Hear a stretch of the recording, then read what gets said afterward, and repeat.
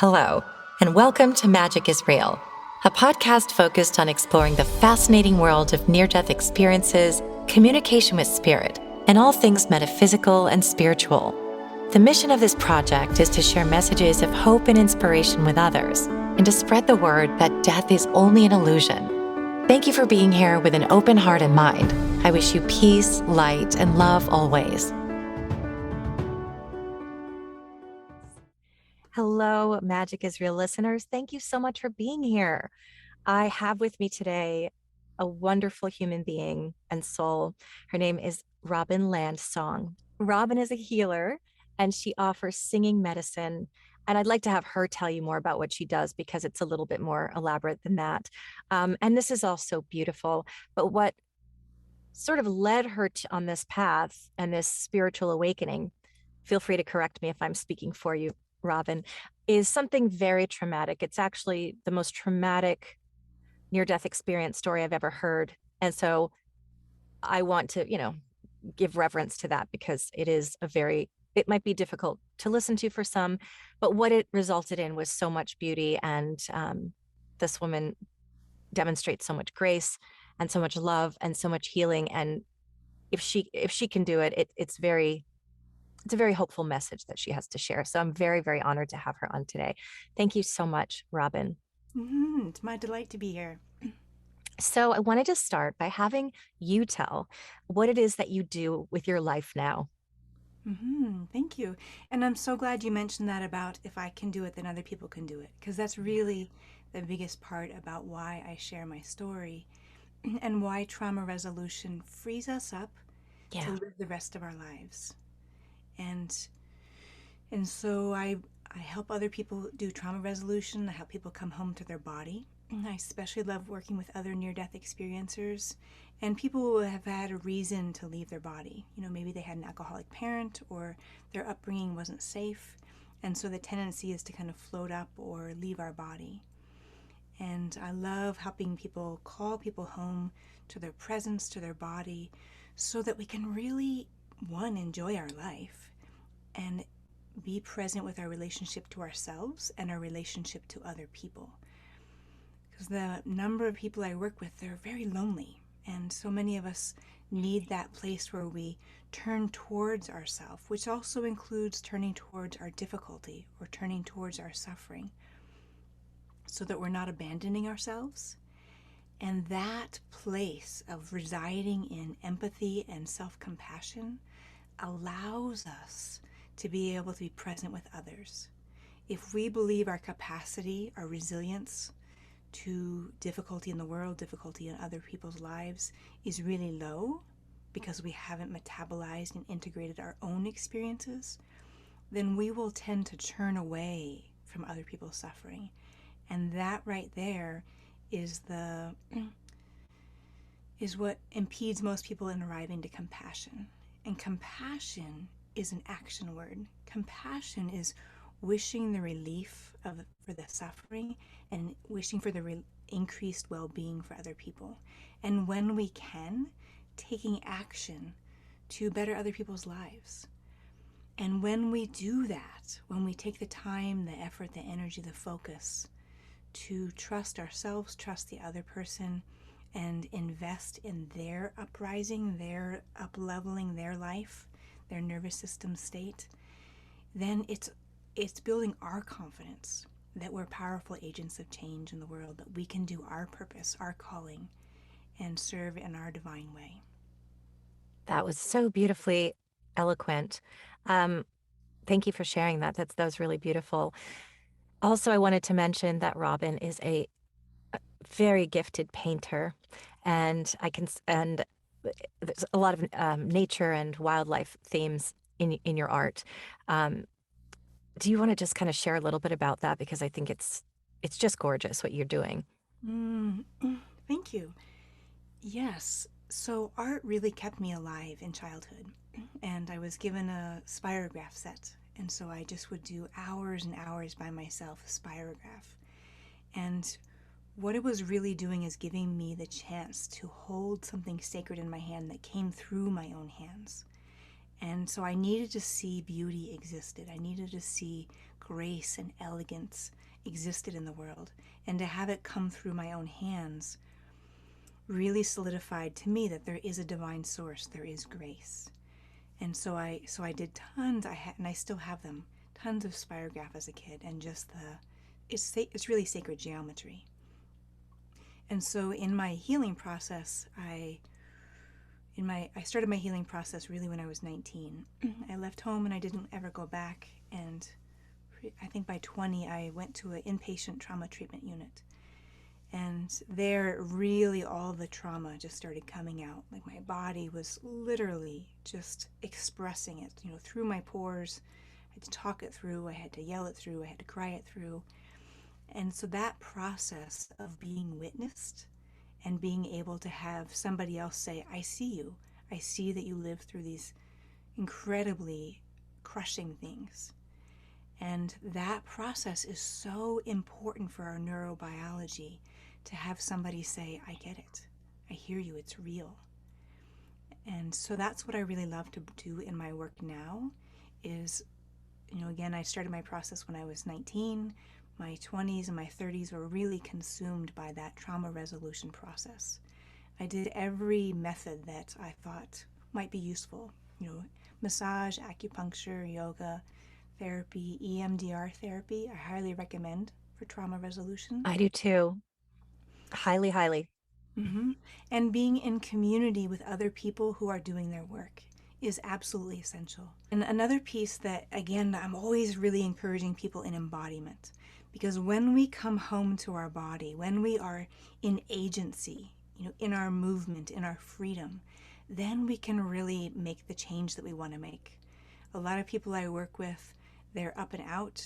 They're maybe very spiritually connected on a universal level, but they have trouble making things happen in life. They have trouble manifesting, in their relationships, in their ideas, in their business. And it's about coming home, embodying our organs, embodying our breath. And so in my healing, I did all kinds of very physical healing processes. Like I said, yoga, movement, tai chi, getting massage, craniosacral. I've been a craniosacral therapist for 20 years. And I really love the joining, the meeting, the shoreline between the spiritual, energetic, and our physical form. Because our physical form, our cells, our heart, our endocrine system is a miracle. And I love to honor both of those and meet at that shoreline where we can make change, where we can do growth that's integrating all of it. I know there's a lot of spiritual practices that are more etheric, and that's lovely. But if it's not making change in your life, if it's not coming home to your body, therefore being able to show up in your relationships, then I really encourage adding on a movement practice, exercise with other people, anything out in nature that helps you come home. Am I noticing my breath right now, this present moment? Am I breathing in or am I breathing out? That mindfulness to be here now. Yes, I did EMDR therapy once, but I've witnessed a very close friend of mine with PTSD being at first I told her about EMDR and she said, you don't understand. It's PTSD is forever. There's no cure for it. And she was very, in that feeling of she'd already given up. And for what I just knew, I prayed that she would come to try it. And she did. And she found one of the best PTSD specialists in the city. And um, I've watched it happen, but what I remember, and this is addressing what you just discussed, was my therapist described how in the animal kingdom, if an animal is being chased, they get away, they survive it. Their whole body, they'll be sort of stiff, and then their whole body shakes, and that's what shakes off the fear. That's why they can just kind of go on with their life because it's a survival. They have to. They're always faced with danger. They can't carry that fear every single day. But we as humans don't do that. We do carry it for a long time. And so when you talk about movement and breath and eye movement therapy and that sort of thing, it's that's what it's based on, is we're essentially shaking it off. It may take a lot longer, but and yeah, there's no cure, but there's a way to live, to manage the symptoms and to really live. At least that's sort of my impression. And if you don't agree with that, you can share your perspective. But yes, that trauma will always affect you, but there are ways to come out of it and to really be very healed and to be able to manage it, or at least have coping tools when a little trigger comes up. You can say, okay, I know how to make this smaller. And over time, your brain rewires itself with different Mm-hmm. neurons. And I think that's so interesting. So why don't we, I do want to talk more about this self-compassion and healing, and we will. But first, just for, I know a lot of people have heard your story. You've shared it so many times graciously, and thank you. But yeah, let's just kind of go back so that anyone who's not familiar with your story knows how it went at your childhood and how it led you to on the spiritual awakening. Mm-hmm. Thank you for the invitation.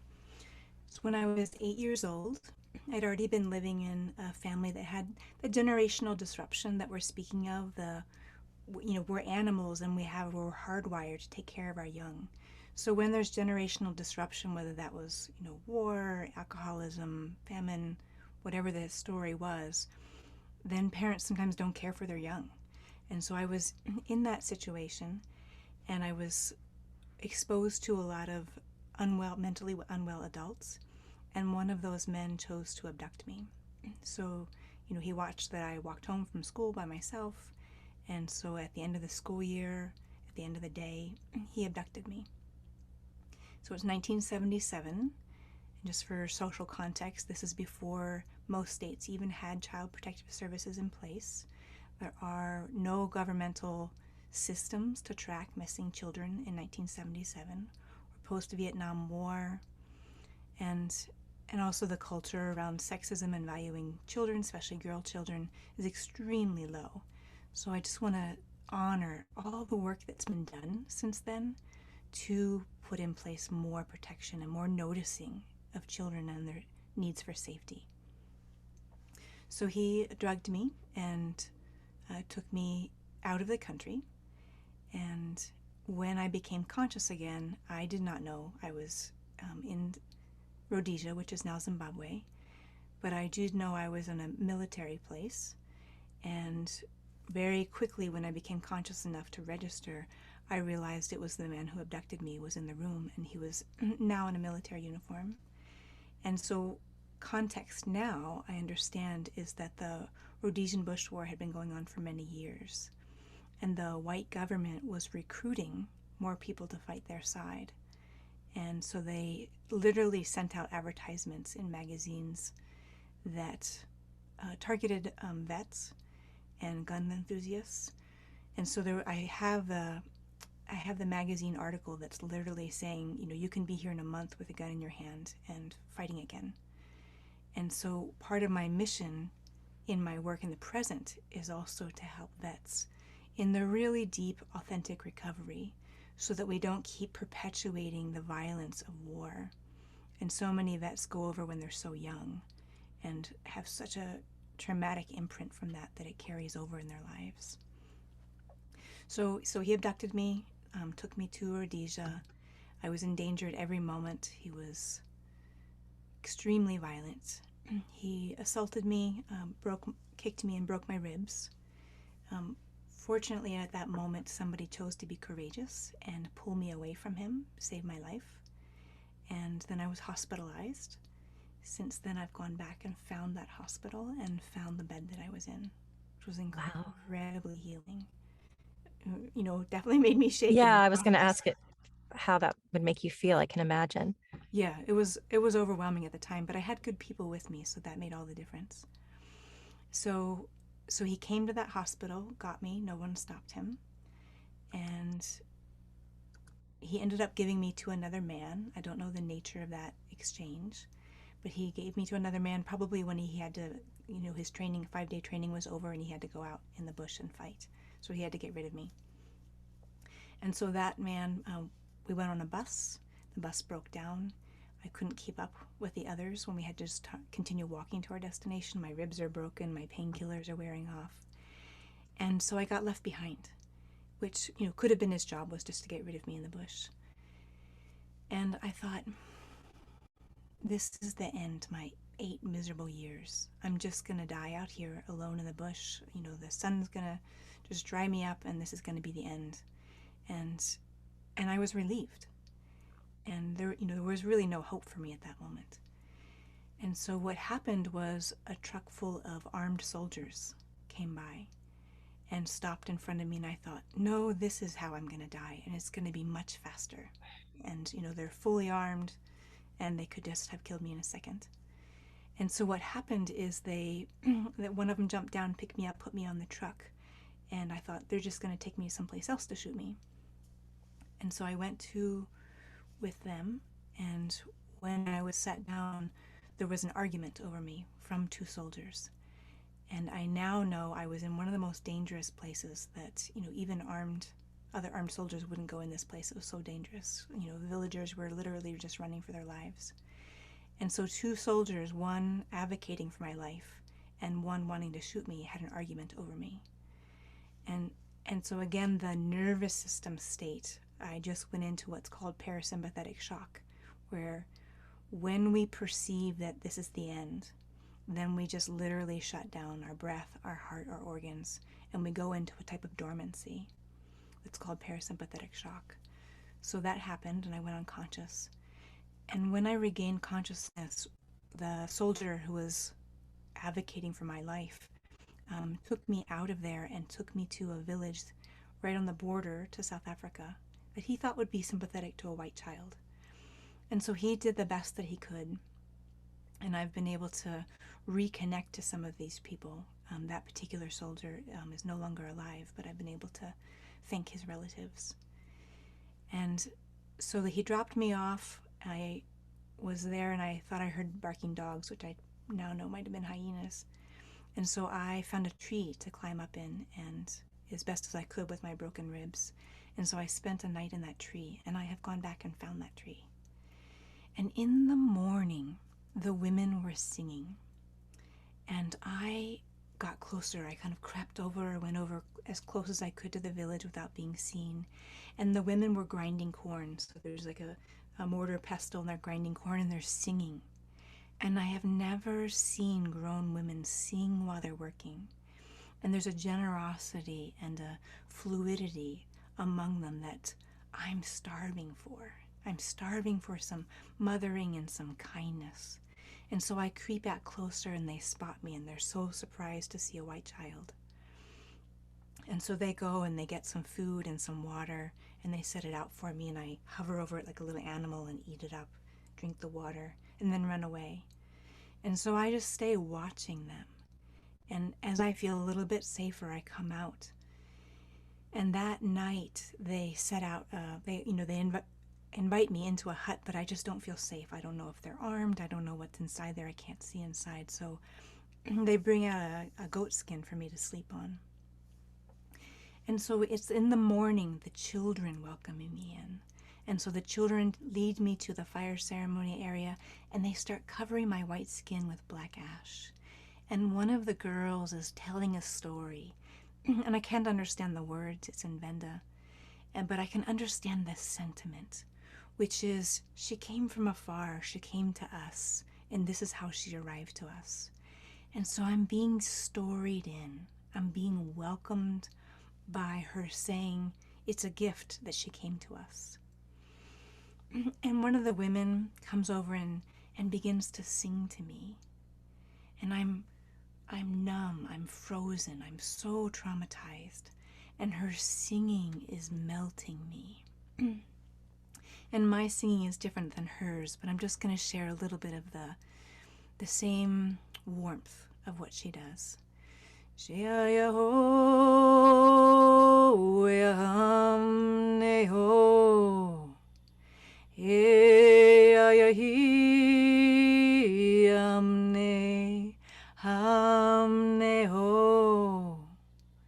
And it's melting my defendedness.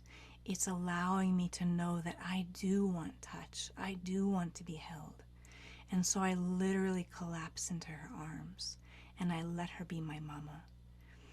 And so I stay with them. I sleep with in a hut next to her. I hold on to her dress to know that she's still there. And I'm welcomed in, I'm given the name. And now I understand that they were probably giving me the name Shy, and that the greeting for a girl is I. And so I heard Aisha. And so that's what I've taken as my name. And since I've gone back, they've taught me Aisha are the two, our girl reference and my name. So they took care of me. They were teaching me the songs. They were letting me be part of growing food and grinding corn. And so I just thought, this is my new place. This is my new home. This is where I belong. And some of the women took me to a creek that had clay in it and put this very sticky clay from the river bottom on my ribs and helped heal the bruise from the abductor. And so one day I went back to that creek by myself because it had such a positive association for me. And unbeknownst to me, there was a battle starting in the field next to that creek. And as I was there just playing by myself, I looked up and there was a soldier. And he was fully armed. And when he spotted me, he brought up his gun immediately. And he was at such close range that I could literally see his finger on the trigger. And I was praying that just as these people, people from the village had taken me in and were loving me and seeing me, that he would also be able to see, I'm no threat to you, and I'm an innocent child. But through his nervous system state, through his trauma, through his generational oppression, he pulled the trigger. And so the bullet grazed the top of my head, and it blew me off my feet, and I fell down to the ground. People who have now explained to me that he was at such close range that the scope was a little bit off. I'm sure he was aiming here, but it grazed the top of my head. So I was blown off my feet down to the ground. Blood is gushing from my top of my head, and I'm praying for somebody from the village to come find me. And I begin to cross over. My life force is ebbing and flowing out of my body. My view has gone up above my body. And I know that if my life force doesn't go back in and stay in my body, that's the end of me. And so in the next moment, my view, my perspective, my life force rushes back through my heart and out the back of my body. And I begin to travel, and I'm so held. And I no longer have to fight to stay alive. I can deeply rest. For the first time in my 8 years, there's nothing to try for. There's nobody to resist. There's no more striving to keep myself alive. I can deeply rest. I'm being held and I'm going home. And so the first thing I see when I land in this brilliant place, and I begin to be able to be aware, I forgot I had a body, I forgot what happened to me, but there's touch, and I remember I have a face. And then there's touch to both sides of my face, and I can see again. And it's 2 black women who are there to take care of me. And they feel like my older sisters, like I've known them before. And I allow myself to surrender into their care again. And when I can fully see and they kind of lift me up, and I have something of a body, but it's very light and etheric and kind of like a sieve, like anything can pass through me. And they gesture their hand, and I look over and I see a brilliant circle of light. And I know that I could go inside that sphere of light and be fully restored, and that sphere would not be diminished at all. But I'm so attached. I just found family. I just found human people that love me, and I don't want to leave them behind. So my confusion, my ambivalence about that sends me falling backwards. I lose my 2 sisters, I fall backwards, and I'm falling through these layers. And when I land, it's in a stone stairwell, and it's kind of cold and damp like a Irish day, and with the rain falling and clouds over, and I think, wow, I really had it better before. I shouldn't have fought. And there's a stairwell next to me, and it's so worn down. There's been maybe thousands of beings that have walked down this stairwell. So I think this must be a special place, even though it's kind of cold and damp. And then I look up and there's a man there. Where did he come from? And he's offering to help me up. And I'm, independent. I'm a little fighter, and I don't want to have his help. But I can't stand up on my own, and for some reason I'm so weak. So I accept his help, and he's far sturdier than I thought he'd be. And I'm still wondering who he is. And he guides me that we're going to walk down these stairs. And when we get to the bottom of these stairs, it's entering into a stone archway that goes into a dark cave. And I think, wow, I really had it better before. But I notice there's blood dripping on me. And I show it to him, and, I'm all urgent. And so he's like even more calm and sure that we should go into this cave. When I go into the cave, I'm holding on to his arm. And I'm being confronted with all the emotions and my own screaming that I haven't expressed for my 8 years of abuse so far. And all the adults who were abusing me were coming at me like ghosts. And I want to run away or collapse on the floor or avoid this. And he holds on to me. So I stand up and I am present and can be with this. Through his strength, I can be present with this. And when I think I can't take it anymore, I see myself through his eyes. And through his eyes, there's nothing wrong with me that made the adults abuse me. My idea that I must be this, bad soul or bad child just immediately vanishes. He's not trying to fix me, correct me, or save me. He's just allowing me to stand up on my own. And in that moment, I understand that it's the abuser's responsibility, not my fault. And when I get that, we move out of my dark cave. And we come out to the sky as like living relatives. The stars feel like I'm home. And I fully understand in that moment that the man who helped me through my dark cave is, my Buddhist word would be, he's a bodhisattva. He came to help me through my own suffering so I wouldn't get lost in avoiding or trying to be a way out of that cave. And so I ask him with total faith, where are we going next? And he nods that we're jumping off the cliff. And so with my hands in his, we jump off into the night sky, and we're like birds. And I've done artwork to try and really express this to people. And he told me this is dying. And I thought, then dying is held and graceful and has meaning. And so we floated down from that night sky into morning sky, and there, so big and grand, was that golden glowing sphere. And he's nodding to me like, continue your journey there. And I think, oh, thank you so much. And as he parts paths from mine, I feel some of his grace, some of his peace now resides within me. But as soon as he's gone, I start to think, oh, I would love to show this to my Zimbabwean family. And as soon as I think about them, I wonder if they're okay. I get worried about them.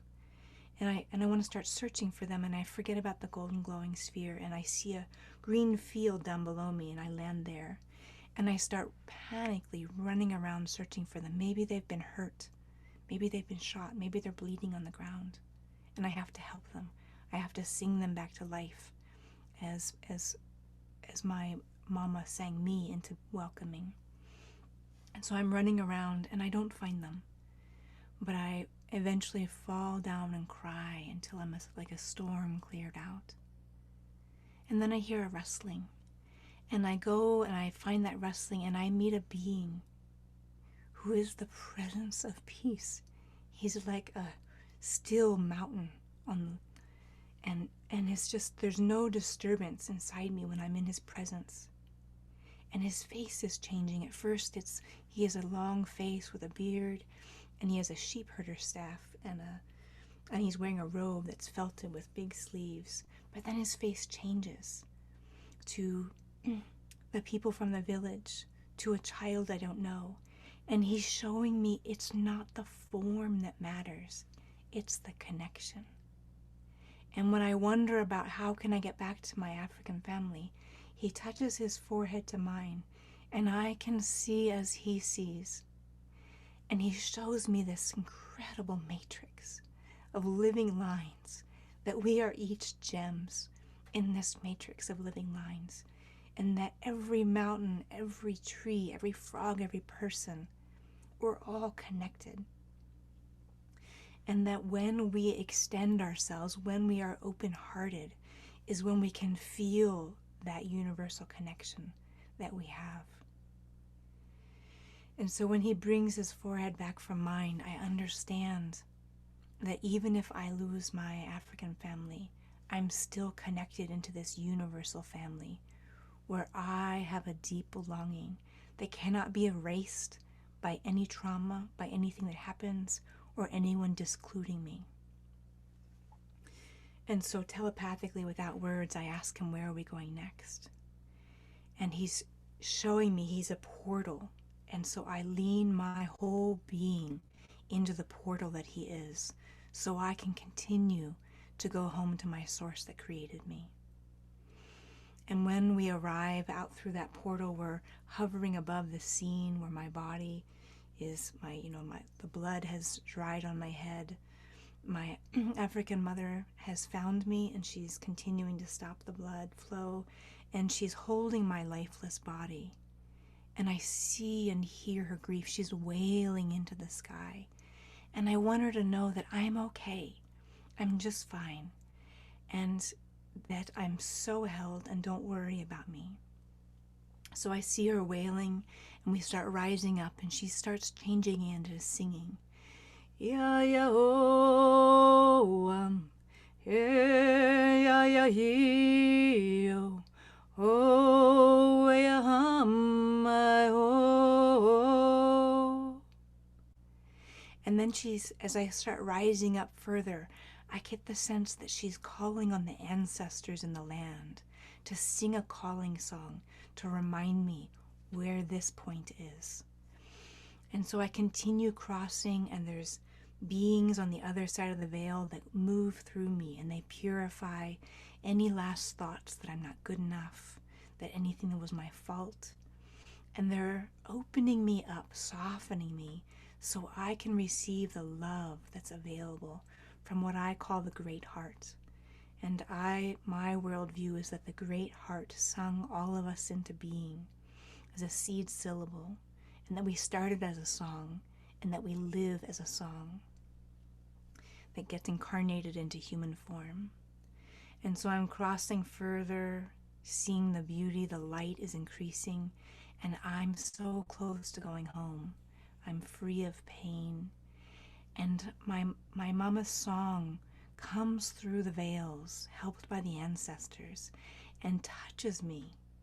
And in the moment that her song touches me, I remember that I haven't done my purpose, which is to be one of the medicine singers who helps us remember our original song, helps us remember that we're made of divine source. And so I have a choice. I could go home to source, or I could turn around and come back to life. And so I choose to come back. And like so many other near-deathers, as I'm journeying back, I begin to question my choice. I begin to feel pain. I begin to feel the heaviness. But what happens before I come back to between the veil between the living and the deceased is I meet an animal, and it's a cougar, and she's telling me, I have the storage of all these images that when you are safe, when you are well, you are going to draw all these art images. And we have chosen you to bring forth these art images, these drawings, to help people remember their wholeness, to help people remember they always belong to Divine Source, no matter what your life story is, no matter how discluded you've been, oppressed, or discarded, that you always do belong to the Great Heart. And so I continued on further, and just before that final veil, I met what I call the grandmother of all races. And she was all colors. Her skin was brown, her eyes would change color. So she showed me she was the presence of all of us, grandmother of all of us. And she told me it's going to be so difficult when you go back. You're going to have to do things that are beyond what you ever want to do. But remember, my child, no matter what you have to do to survive, you still belong here. And she sang to me like as if I was a cathedral and she was singing a song of blessing. Sumnehoyam, hummeho, humnehayam, humneho. With her blessing, I crossed back over, landed back in my body. The people of the village took me back to the hut, put plants on my head to heal, and they sang to me to get the hatred that was on the bullet off my head, so I wouldn't go through life confused, thinking that I had to retaliate or get revenge or make anybody the enemy. So they took care of me. But the sad part is, 2 days later, those soldiers came back and they attacked the village. And another woman was running with me when the bullet started from behind, and she was shot. And I was blocked from the bullets by her. And when we both went down to the ground, she yelled at me to keep going and keep running. And I wanted to be able to pull her with me and pull her to safety. But I was 8, and I had just been shot. Lost so much blood the 2 days before, and I couldn't carry her, and she was dying. So I made it a little bit further and slightly down a sandy hill, and I collapsed because the running started the blood flowing again, and I had a whole nother death experience. And this one was very different. It was a very white landscape. And the being I met got across to me that destruction makes available the ingredients for new creation. Meaning when something is entirely broken apart, our life, our body is broken apart, it makes the possibility for something we never could have imagined. When we have to dig so deep, what am I made of? That we find out things about ourselves we never would have known if life had been easier. And I know so many people understand what I'm speaking of right now. That whatever hardship each of us have been through, and all of us have been through something, that it broke us open to find out, I didn't know I could rise to the occasion like that. I didn't know I could stand up and defend a child that way. And sometimes it might take years for us to make sense of an event that happened in seconds. So he was telling me, this massacre, something good is going to come from this someday. When he returned me to my body, I was weak. I was totally void of hope. I did not want to go on. Everybody I loved was gone. I could look to my side and see people dead from the massacre. And he yelled at me to keep going. He yelled at me to dig in and pull. He yelled at me to literally put my hands into the roots that were in the soil and pull forward. And he gave me his strength to keep going. And I had no will of my own at that point, but it was his will that kept me going. And so he commanded me, moment by moment, push by push, to keep going. And I couldn't see where I was going, but he commanded me to go to near a well. And so I slept the night, covered myself with sand because it was cold that night. And in the morning, a woman came to get water at the well. And she, wasn't discovered about the massacre at that point. So she came and she saw me, more blood was dried on my face. I was half dead. And she could have left me. And it was a risk for her to even, get close to a white child. She could be accused from the white government of abducting me. She could be accused by the most extreme soldiers as siding with the oppressor. And she chose to put me on her back and take me back to her homestead. When others saw that she had a wounded white child, she said, I won't throw her away. She's a living human being. And they're like, don't bother with her. It's too dangerous. And it was risking her family and her safety to hide me. And so it's her courage about why I'm alive. Otherwise, I just would have been another dead body in that war. And so they put shoe polish on my face and dressed me as them to hide me and kept me hidden during the day. Eventually, they talked to the nearest white family across the river, Limpopo River in South Africa, and said, "We found this white child. We don't know what to do with her." They said, "Give her to us. We'll find her family." They had no idea I was American.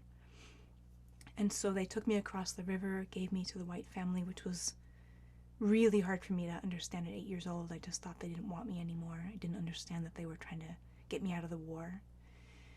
So this family did their best to care for me, but basically I started dying of loneliness, and then my head got infected. So they took me to a hospital in Polokwane in South Africa. From there I was cared for, and it was figured out that I was American. I was sent back to the US. And the heartbreaking part is because I was living in a family that had generational silence. If we don't talk about it, it didn't happen. Suicides weren't talked about in my family, and people were just forgotten. And so when I tried to speak of this, I was told, "Don't ever speak of this again." And sadly, my mom, I might have said something to her inflammatory, like, "I have to get back to Africa to be with my real mother." And to the best of my memory, she hit me across the face. I have a brain injury. I still have this wound on the top of my head. My ribs are broken, and I just have to hide. I literally crawl under my bed and hide. And I learn and I remember how to put it back down, how to go back into the shell of being just so small and so compressed that I hide away the memories even from myself. And so I lived that way, kind of enduring more trauma until I was 19, and I went to college, and that was my ticket to get out. And I didn't go back. And again, that's when I started the trauma just bursting out of my body. I literally was having flashbacks, and I was going into parasympathetic shock. I had to be resuscitated twice with AED, because once somebody has gone into parasympathetic shock to that degree, my nervous system has an imprint that if I'm stressed, or even by having flashbacks, that my body will go into that level of shutdown again. So it's interesting to look at people's life, not necessarily analyzing the details of what they lived through, but what's the trauma effect in their body? Like, what are the nightmares about? What's the trauma response level? And one of my herbalist teachers said, trauma is not in the event, it's in our nervous system until it's resolved. And that's why I love to share my story, and that's why I love to show up and be bold, to show people that healing, even from that level of trauma, is so possible. It's taken me decades, and I continue to do it. But I don't have nightmares. I don't have PTSD high startle. I have take my adrenal support all the time. I have more startle than some people, but I don't have it like I did. I have meaningful connection. I'm in my body. I love life. I love people. My level of trust and capacity to take risk in life and do bold things is restored. And so that's why I share my story. It's not about me. It's not about the details of what I lived through. It's about showing other people, you are this strength too. You are this resilience. You are made of something inside you that can stand up and say, I'm going to abide with myself. I'm not going to abandon myself anymore. And I'm going to say yes to finding and asking for the help that I need. We can't heal alone. Trauma usually happens at the hands of other people or events. We need other people, safe people, to do our healing work with. Thank you so much. My voice, I had surgery yesterday, so my voice a little up and down, but I just wanted to thank you so much for sharing such a beautiful story, even though obviously the way that you told it was so beautiful. And I think that really, it's just so beautiful. I'm sort of speechless, even though I've heard it before, but the way that you come out of it with so much strength and the instinct to protect yourself when you're just how does a kid make sense of all of that stuff, and yet somehow instinctually you knew to take care of yourself. You didn't seem to have a choice, but the way that you nurtured yourself is so beautiful. in the face of something so traumatic and so violent, that could really, a lot of people wouldn't make it. And that's why I agree. That's why it's so important for you to tell that story. And it's why I'm so open on this podcast about my own addiction struggles, because I want people to know if I can do it, you can do it. And Mhm. your story is just the epitome of that. Mhm. Um, so I know that it's been a long journey of coming to where you are now, where you are actively offering services of healing. Um, so I'd love to know sort of how that evolved. But what you just said, I really want to dig in deeper with that, about the self-compassion and about healing trauma, because so many people do have just unbearable trauma to deal with, and it feels so hopeless. And I just, yeah, I would just love to hear more about that, and how we can heal ourselves, and also how you currently help facilitate that healing in other people as well. Mhm. And just like you're saying, it's like if you saw me when I was 20, it didn't look like this. It's really, I was angry for years, which is really forging the path to stand up. And so anger is fire to stand up and say, I'm worthy of being treated well, and I won't tolerate not being treated well. So all the stages are really critical. And I needed so much help and so much support. When so it was really my intuition that was the guiding light. And I will say, being a multiple near death experiencer, I've gotten to go home a bunch of times. I've gotten to be refreshed, and that, by divine source. So I really believe that is a lot of why I've been able to heal relatively quickly for the magnitude of trauma. So, I don't take personal credit. I give credit to the beings that helped me on the other side and still continue to help me. And I think that the following our intuition, being present with our real emotions, was a huge thread for me. And the more I did my trauma recovery, the more clear and present I could trust my intuition. So I used to think I was just making up stories about people. But then when I started in my recovery, I remember telling somebody like the story that I was making up about them, and they're like, that's actually my whole life story. You're actually totally accurate. And when I was about 30, 35 or so, I went to massage school. And that was a really significant part of my embodiment, my recovery. And it's really the place where I began to value my intuition, because I realized how different I was from other people. And there was an exercise where, it's massage school, so like we had people kind of get down to their skivvies and like walk, and people would kind of analyze like, oh, their hip is doing this and that muscle is restricted, just by visually observing. And my teacher turned to me and she said, well, Robin, what do you see? And she was expecting like, a conversation about gait or muscle restriction. And I said, well, if you really want to know, I can see, when she was 7 and it was Christmas and her parents announced divorce, during Christmas. And that has, was kind of like in the moment at dinner. And she ended up having a restriction in her chest and her arm. And I can see that restriction.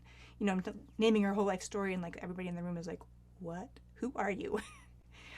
And so I thought everybody could do that, honestly. I thought they just weren't talking about it.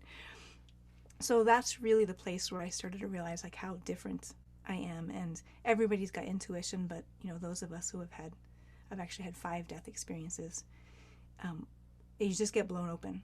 And so really doing my trauma resolution work made it so I wasn't hypervigilantly looking for danger or evil in people or, dark motivations.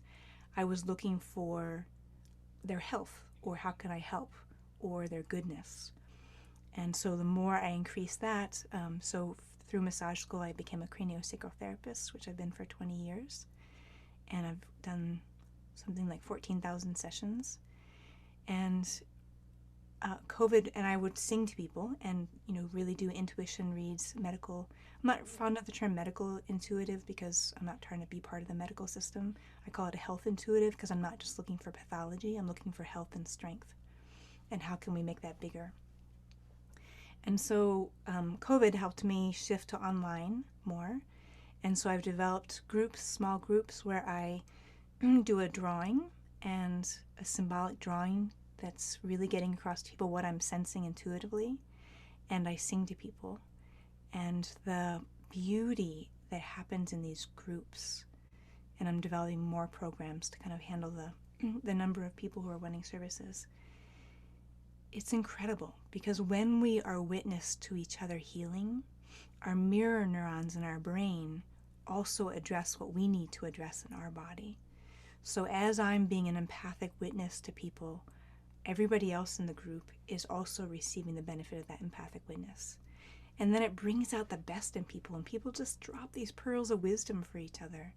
So I'm really enjoying moving towards group work and classes and programs so that people can help each other heal in community.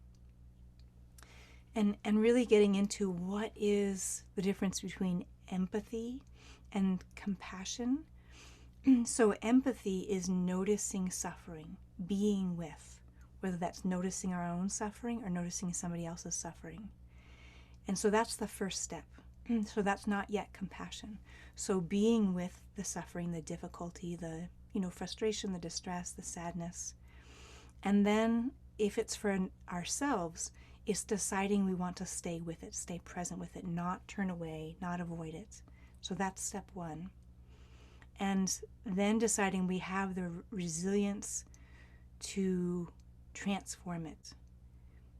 And then we move into compassion, which is wishing the relief or taking action to relieve the wish. To relieve that suffering or increase well-being. So I'm going to go through that again with if we're having compassion for another person. So again, we notice their suffering. We don't turn away from it. We don't minimize it. We don't pretend it's not there. So that's step one. Step two is we decide they are worthy of our compassion. And this is where racism and economy come into play. If we have some idea in our head that this person isn't worthy of compassion, it all stops right there. The next step again is deciding we have the stamina, we have the presence, we have the bandwidth to be present with their suffering and to take action. So again, that's step three. And step four is, can we take action on their behalf? And wishing, praying is action. It changes us to wish the relief. Like, I can't do anything directly right now for people in Ukraine, but I can be with them and send out prayer. It changes me, and energetically, somewhere it might land for them. And so even if we can't take action, or we decide, like for me to go, there are people who are going to directly help, that would be too much for my nervous system being a war survivor. So my prayer that I do on a regular basis is, please let me get intuition for the people that I can directly serve. Please let it, my intuition come for the people right around me, in my community, places where I can take action to do something. Because I did start to get, at one point when my intuition was kind of burgeoning out, I started to get dreams of just, like horrible stuff happening in the world. And I just said to the universe, I can't do anything about those, so don't tell me about them, because you're just overwhelming my nervous system. So again, that's where I really love to help highly intuitive people, other near-death experiencers, people who might feel misunderstood in the world because they're more sensitive, to develop boundaries around their being an empath, and to differentiate our own experience, our own feeling, from other people's. And if you notice a lot of suffering in the room, coming back to your body, I call it the minding my own business exercise, that my skin is my border, my boundary. And sometimes if I'm confused, is that mine or theirs, I just focus on my skin. I might even touch myself and say, only Robin. I'm only feeling Robin's emotions, and everybody else is responsible for their journey. So that's one of the best ways I have boundaries to not take things on from people. And at this point, having done it for 20-something years, it's really quite automatic for me, is that I trust other people's process. I'm not responsible to save anyone. And so even if a person's going to go down, that's their process, and I'm not responsible for that. Even if somebody's going to die of addiction, I can do my part, but if they're not receptive to what in particular I'm offering, then my job is to have self-compassion for me, that it's hard to watch somebody suffer, and it's hard to know I could help them, but they don't want that methodology or approach, or they're not ready, and maybe they have to hit bottom even harder. And I get to choose how far or close I want to be from that, and that's called a boundary. That's very well explained. As a highly sensitive person myself, that really resonates with me. And I've done a lot of that lately, of letting people have their journey and just kind of let go and say, I can't help you, but I can pray that you'll find your way, or I can send good wishes. And it, it, it now feels more comfortable to do that. But I just, as a compassionate empath, it's very hard for me to separate myself from them. And I feel like I've finally sort of gotten to that place, as you said, without physically touching myself, of just reining it back in and saying, keep your side of the street clean. Do you worry about yourself and allow them to have that process? And it's getting easier and easier to do, as I just know now that this is their soul's path and this is what they needed to learn in this life. All I can do is put out there, which I've done, and just said, I'm not telling you how to live. I'm just telling you I relate with what you're going through. And this really helped me. Take it or leave it. But there's no forcing, there's no trying to manipulate, there's no control. But it does feel good to know. It helps. I mean, it doesn't feel good, but I think it's comforting to know that in my belief system, your soul comes into this world having chosen that path. So you kind of have to let them have it. It'll help them grow in some way. Right. And other than that, if it's hurting you or anyone else, you just put up a protective light around yourself, a protective bubble around yourself. But I really liked what you said about the difference between empathy and compassion, Mm. and the addressing of what's happening in the Ukraine now, which I think we all feel this way. I just keep going, how is this just happening? We're not doing it. I mean, I know why we can't do anything about it, but it's so hard to just know it's happening in the background while I'm living my everyday life, having all these blessings around and so much peace and calm and tranquility in my own life. It's really hard to know that an entire country and people beyond that are being affected so deeply. And so I think that's such great advice, Mm-hmm. or insight, rather. I don't know that it's advice as much as insight. Mm-hmm. And one of my colleagues, she says the best self protection is self connection. Yeah. And so, like you said, keeping our side of the street clean and just investing in the places where we do feel like we have agency, investing in our local community, because there's so much trauma resolution work to do right around us. There's so much work to do around shifting people out of self criticism into self compassion. And I want to address that too. I love I love studying neurobiology, and I'm very much like brain science. Just I love that stuff. I have lots of training in that. And so when we are in self beratement, self criticism, we are being yelled at by ourselves. It's activating the amygdala, which is the fear center, and it's still setting off the same cascade of stress response in our body as if somebody outside of us was yelling at us. And so I understand where it comes from, of like, if we can beat other people to the punch, then their criticism doesn't hurt so bad.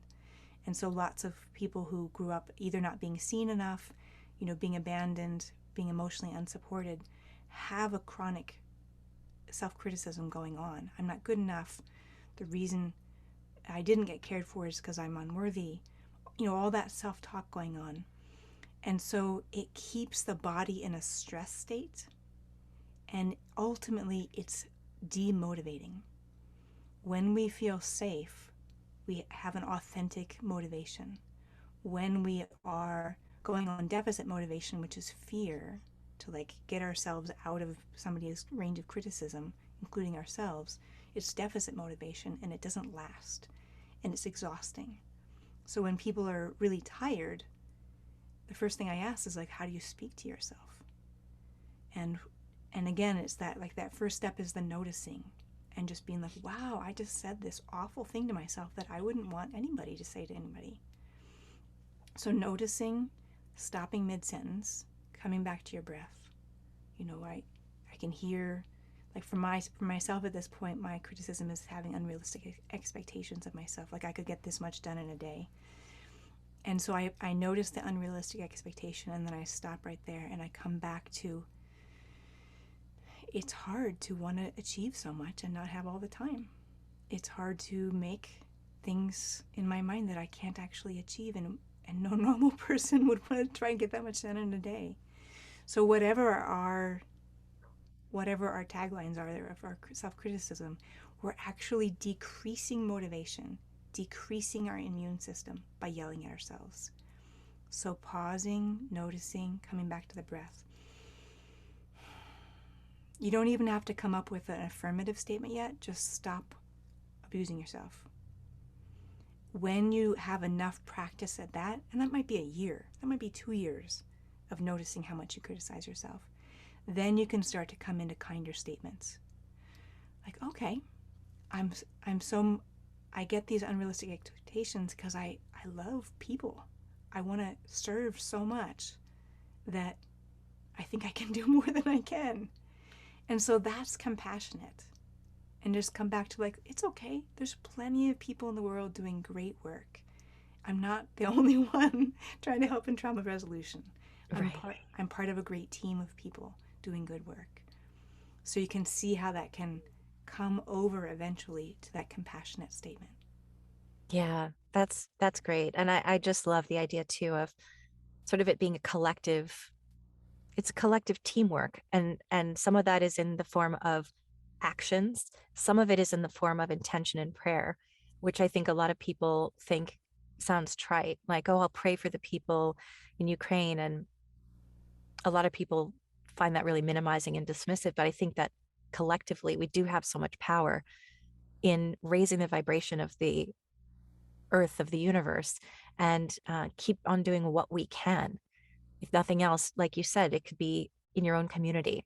Mm-hmm. And I know that I always talk about this. So it's really, I've talked about this, but not here. And I just would love to hear you kind of speak on the fact that I always think about these people, for example, the people in the inner city who don't culturally tend to gravitate towards therapy, for example, or have the resources to afford therapy. One thing that's been frustrating is to hear is that EMDR therapy, for example, um, it can be $300 a session, and so it feels reserved for in a lot of cases. It's like that really shuts a lot of people out from having access to it. And I keep thinking, what a better world it would be if we could put. I'm sure there are nonprofits doing this, but if we could put more focus more on trauma healing in the inner city and people who are in poverty and that sort of thing, how much could that change the way that things are and the division and the separation? Yes, there's socioeconomic issues, but there's also a way out when you resolve your trauma, so you don't keep repeating these same cycles over and over. Um, and so I think it is important to talk about how we can make that happen. How do we make sure everyone has access, not just rich people who can afford $300 a session to get themselves healed? Mm-hmm. Mm-hmm. Well, first I'll just say, when I was doing my trauma work, just all my money went to therapy. Yeah. I lived at poverty level, and I still just, I was like, if I'm gonna live, I'm gonna need Yeah, to it's do this work. survival. And there are so many great organizations doing work. Center for Mind Body Medicine is one of them. James Gordon is the founder, one of my great teachers. And so there is so much that you can do that is free. Shaking is a big piece, and so his organization goes to countries where there's been war, where there's been terrible events where hundreds of people have died. And the first thing he does, he doesn't talk therapy. He can't do talk therapy with 1,000 people or 5,000 people. Is he puts on music, and he puts on their music, and he gets people dancing and shaking and crying. And he said he went to a place after there'd been a hurricane, and he put on music, and the girls from a school that had been hit really hard, like I think half the girls had died or something horrid, and they were so numb and frozen. And so it's, getting some of that movement going again. People are going to naturally emote. So if we don't suppress our process, then we are going to heal eventually. So it's the things we might tell ourselves of, like, I don't have the right to grieve if somebody else has had it worse, or just anything that blocks our process. So shaking and movement, and of course my big thing is singing. So I'm going to be developing a retreat where there's going to be no psychotherapy, no EMDR. It's going to be, the question is, how does the human voice, how does singing together, how does doing a sweat lodge together, how does going out in nature, shaking, cooking good food, whole food for brain health, how does this change PTSD for war survivors? And so I think so highly of different modalities, but there's so much that we can do that's free and that people innately know.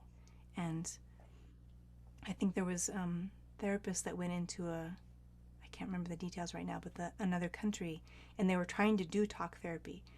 And people were like, we just need to dance together. We need to do ceremony. And that's going to heal us, not talking to one person who doesn't know me in a room by myself, because they're so community oriented. So I completely agree with you. And there's all kinds of programs too around things happening in schools. And sometimes when they start to get good results, they get shut down because it's teaching people to have their own agency and not be so obedient. And so all kinds of programs around movement and fitness and raising kids' self-esteem, they show, like, the pregnancy rate down, the rate went down, but sometimes they get shut down because it's like, yeah, and then they're black people who are speaking up for themselves, and then where'd the funding go? So Right. there's all kinds of good stuff happening, and sometimes it gets pulled because it's helping people stand up and have their own voice. Yeah, that's so interesting. Thank you for sharing that because I think that was my question, but I just didn't know it. Was basically how can anyone have access to these healing modalities? And you answered it, which is really wonderful because a lot of people just don't know where to go, or they may not even have thought of it as something to help them heal. And there's so much of it, and you think all this violence that we have in our society, but in the world, comes from people being in fear and being traumatized. And as you said, with such great compassion for the man that shot you, that that that's coming from generational trauma and this is his survival, and he doesn't know differently and he's in fear, and that's why people do the things they do. It doesn't make it okay what they do. In Mm-hmm. fact, I just had this conversation because this little girl approached me the other day just in a friendly way, but told me that her father is abusive and very angry, and she's only 8, and she's telling me this with such matter of fact, like, he has anger issues, and today's a good day, but sometimes he hits me and also hits my mom. And I had said to her, well, have you spoken with anyone at your school about it? She said, no, if I do that, I'll get in really big trouble with my parents. Um, and this is going back, but what struck me, and I'm keeping an eye on the situation. She lives in my building, and um, I won't go too much into that, but the thing that I felt, because it was her and her best friend who lives in here too. They told me that they've bonded over the fact that both of their parents are abusive. And something I noticed, her family's they've immigrated from Syria. The other family I don't know where they're from, but they are immigrants. And my thought was, it's never okay to hurt a child, um, and to lose your temper and scream the way that he does with her. But I know I was like, I bet you he has PTSD from living in Syria, growing up in Syria. He's probably seen horrible things. Then you have to move to the United States, and you must feel so much. I was just trying to get to the root of not excusing him, but just going, that that's what that is. That's trauma. That's what he saw. And this other little girl who said the same thing happens to her, and they only tell each other. Um, I don't, like I said, I don't know what country they're from, but I just was like, I'm sure immigrating from a country where there's war, how do you manage that? And also, men in those cultures aren't going to reach out to someone like you. Um, Hopefully they will, but at this point, they aren't raised that way. And so it makes me feel very helpless, but I love to know what you just explained, that there are places they can go. And but I see it everywhere. I just see it everywhere. And I've seen someone hit their child in the not like hard, but just in a way that's shaming and not kind. And I thought all these people are so traumatized, and then they pass that down to their children. And if Mhm. we can just get a handle on this and somehow make them aware that this is available, that's why I wanted you to share, and I appreciate that you did. So hopefully someone out there will say, oh, I didn't know that. I might try that. I might examine my anger. Right. And you being compassionate witness to those girls changes their nervous system, changes their lives. And so the Yeah. power of you receiving them is huge. And it Yeah. makes it so they don't feel crazy Right. and they don't feel as alone. So even if, obviously it's a huge project to change, Yeah. like you said, what's happening in their household. And there's all these different components to it. And there's so much recognition now about we have to heal the whole family, not just the person who's creating the harm. Yeah. But you being a witness is a really big deal.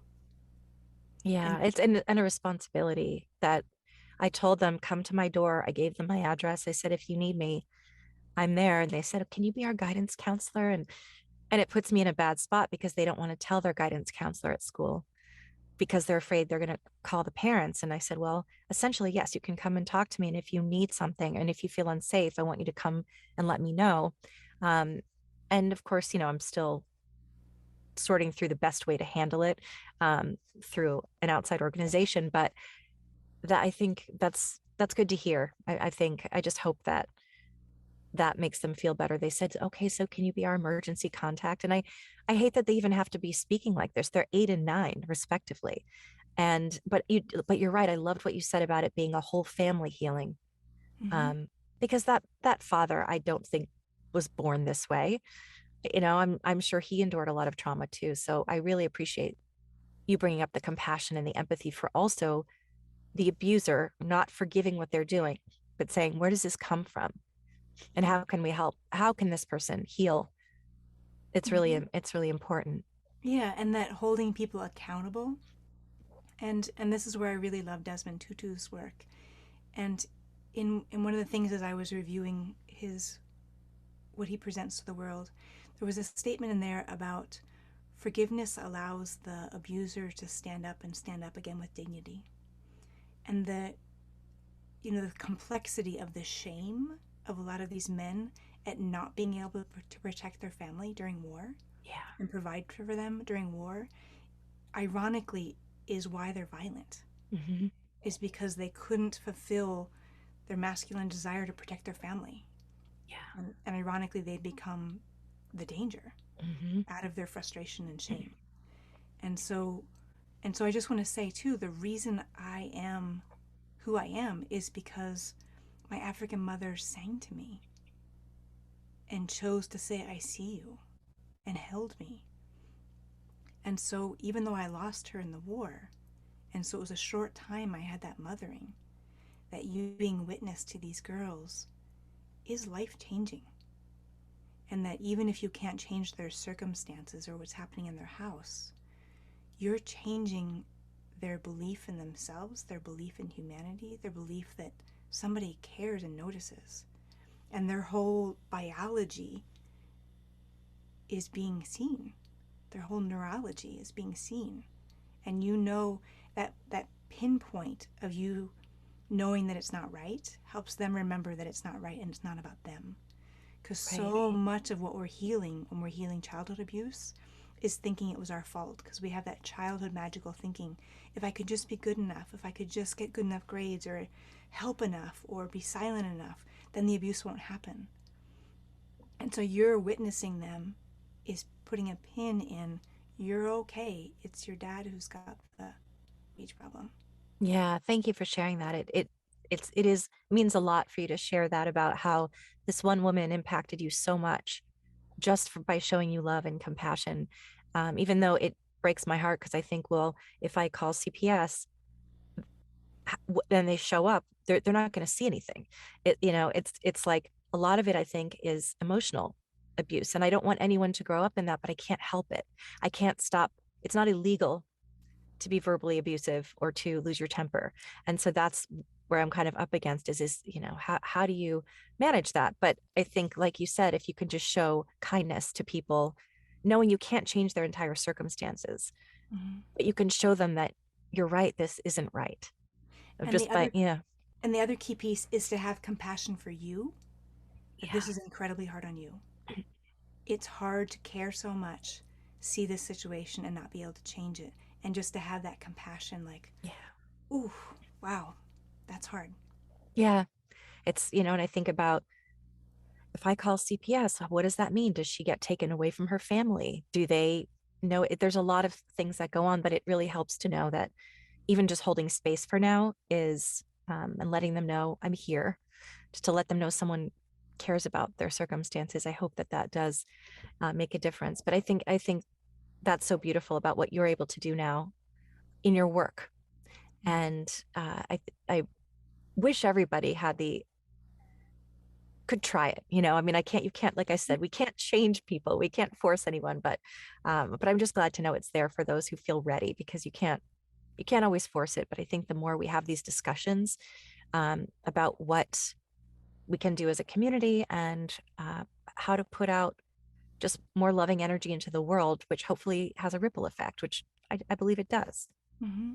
And so much of the research shows about when our presence is communicating, like all the heart math research, when our presence is communicating some kind of calm, Yeah. that we're co-regulating together, and that really does change other people. So if those girls can even, and I'm not saying like you have to be like Buddha in the presence all the time, because what they're sharing is disturbing. Yeah. But like if you can dance with them, if you can put on some music with them, if you can just like shake or be silly, you're helping them regulate their nervous system to come down sometimes. Because when we're living with somebody with a rage problem, the problem is our nervous system stays in a hypervigilant adrenal state too often. And so if they can even have touch points, where they can have play or be silly or dance or move, or just, whatever you feel is like the right thing in the moment, you are contributing to a beautiful moment in their nervous system regulation. Thank you for sharing that. That's really something I hadn't thought about. And I think that's wise. I wanted to ask kind of what's going on for you now. What's life looking like for you? And also, you've explained the services that you provide, but what has it been looking like for you, and what do you have planned? And is there anything you'd like to share about any retreats or anything coming up? I know you have a website, so I'll just put that below, but I'd love for you to highlight anything that you would like to share. Mm-hmm. My work is really shifting. I'm moving away from individual sessions just because of needing to work on bigger projects. So, like I said, groups, and we're developing a program so we can handle a good number of people and also have people really connect and stay in touch with each other. So, really having that community, even though it's online. And so, right now, I don't have any in person retreats, but I'm working on going into film. Great. And honestly, the inspiration for it, wow, so much emotion about this. Um, I sang to some Iraq vets when I was actually at a training with Center for Mind Body Medicine. And it was so potent. Literally, like one of the men who had fought in the Iraq War, he was on his knees, I was on my knees. The whole group was just crying. And I just thought, if that had been on film, that could have been helpful to a lot of people.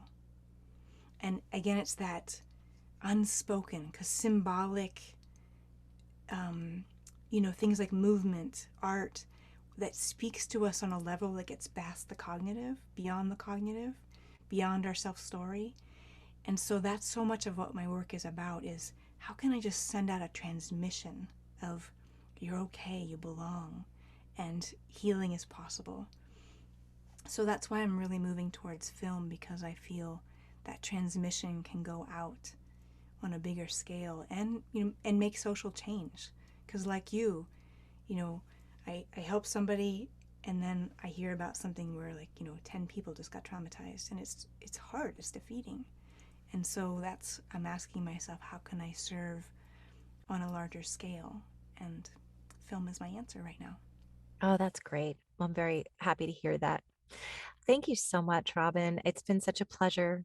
It's always a pleasure interacting with you. You're very calming presence and a really gifted. Like I said, you told me this horrible story, and all I said was that was beautiful.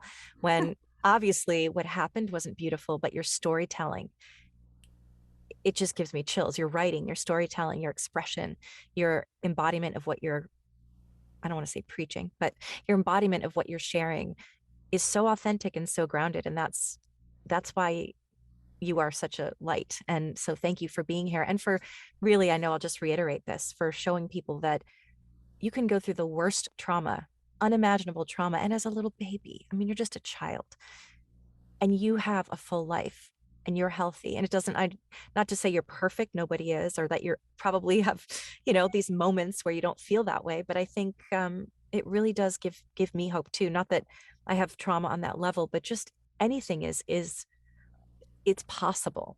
And I love the message that you're sharing, and I think it's so important, which is why I wanted to have you on today. Mm-hmm. So just thank you for being so open and vulnerable. Mm-hmm. And you're welcome. And can I add one more thing? Yes, In terms of please. I've been working on my book for about 13 years. Yep. And so that's in the final stages. And so if people want to be notified about when the book is coming out, they can go to my website, which is robinlandsong.com, and sign up on the newsletter. And then they'll be the first to know when the book is ready in the process and the stages when it's ready for pre-order. I know it's going to be beautiful. I can't wait to read it because even just the way you speak, the way that you put words together. I have a little bit of leftover anesthesia brain and allergies happening. So I feel like I've been stumbling today a little bit, but um, I appreciate so much how you express yourself and how you think and how you write and how you put words together. It's so beautiful, and I can't wait to read that book. So Mm. thank you, and I know we'll be in touch because we are. Yes, definitely. And thank you for doing your work in the world and being Oh, your thank you. presence. It's such an honor and a pleasure. Mhm. Hold on a second.